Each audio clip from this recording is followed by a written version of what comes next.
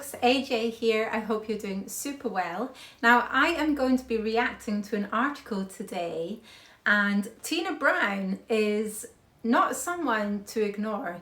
She is an award-winning journalist, editor and author, and between 1979 and 2001 she was editor-in-chief of Tatler magazine, Vanity Fair and The New Yorker, to name a few. I am going to explain in this video why Tina Brown is so correct on Meghan Markle and Prince Harry.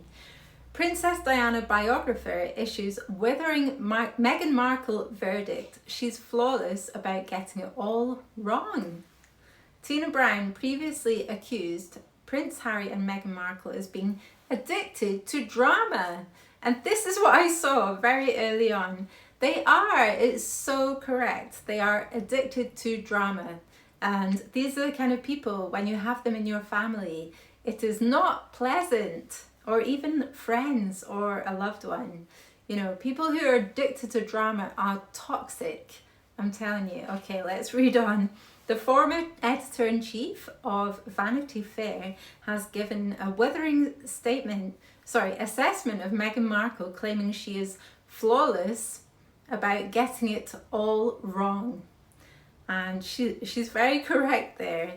I believe this is true. I think Meghan Markle is very good at getting it all wrong. She has proved herself time and time again.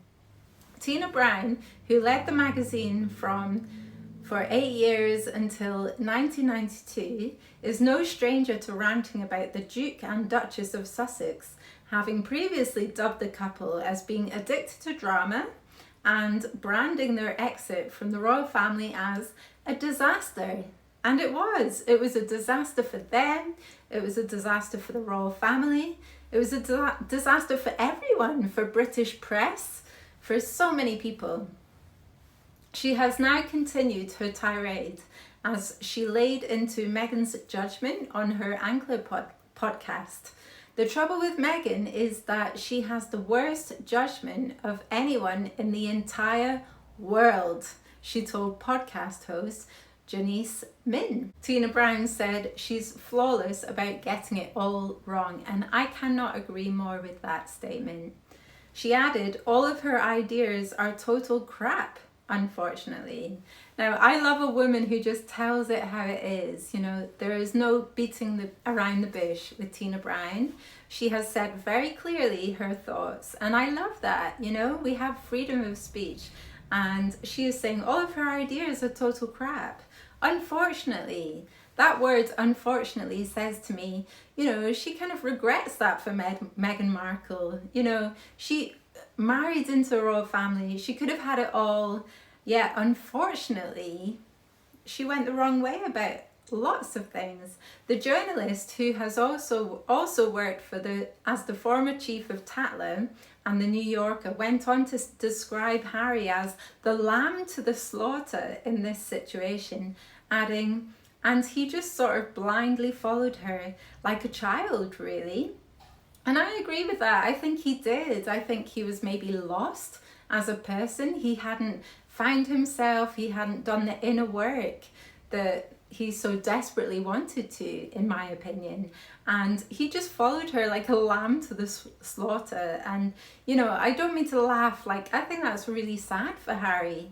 You know, I think that's sad that he didn't have himself together before he got married. Ms. Brown has previously written books about the royals, including her latest work released in 2022, The Palace Papers, Inside the House of Windsor, The Truth and the Turmoil.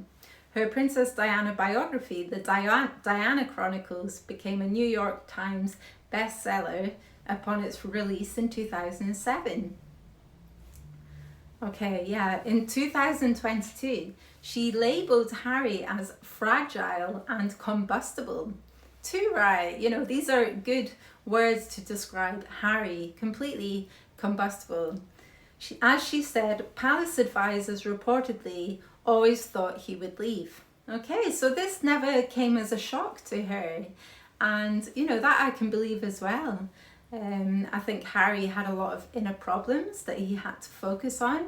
and he was not fully ready to become, a family man, a husband, a dad, a wife. I don't know why I nearly called him a wife. Harry is definitely the masculine in the relationship, or is he? She added that his exit from the royal family was a disaster all round, and that the couple could have left the UK on better terms if they weren't as hot-headed. Exactly. If they weren't so angry and bitter, the whole world might have been more sympathetic towards them, but they were so hot-headed, it did not go in their favour.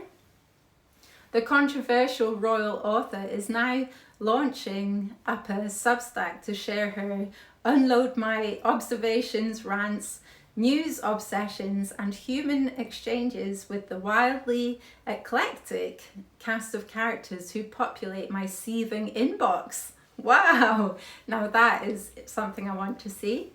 Her latest comments come after Meghan spoke candidly to a group of teenagers about her experiences of online bullying at a recent event. On October the 2nd, the Duchess of Sussex, 43, visited the Girls Inc. in Greater Santa Barbara, an organisation equipping girls to reach their full potential.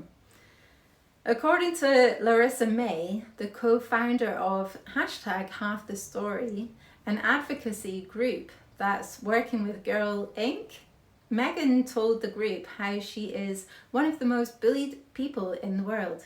We did an activity where, I think we've spoken about this before, we talked through a bunch of scenarios and Meghan talked about being one of the most bullied person in the world.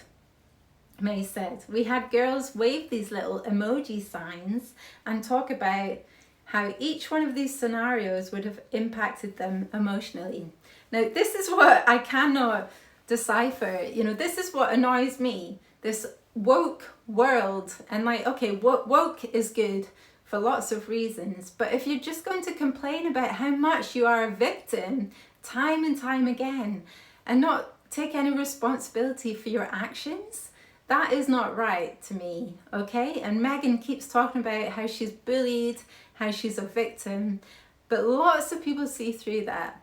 I'm going to leave it there, folks. If you want to support my channel, I have set up a Buy Me a Coffee profile. So if you'd like to buy me a coffee, I'd so much appreciate that because it would really help me to focus on my channel.